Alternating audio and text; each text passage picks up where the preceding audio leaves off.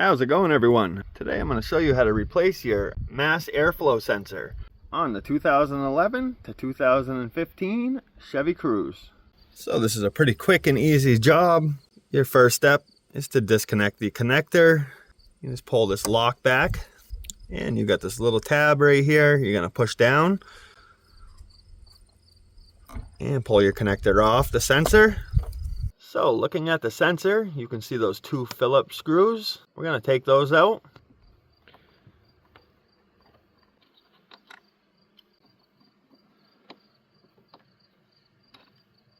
And now you should be able to grab your sensor and pull it straight out.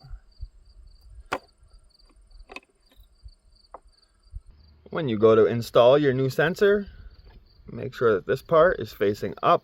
If you go to put it in this way, the screw holes won't line up either way.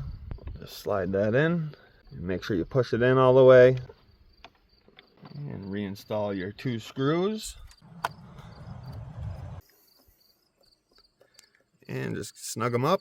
Take your connector and line it up, push it on, make sure you hear it lock,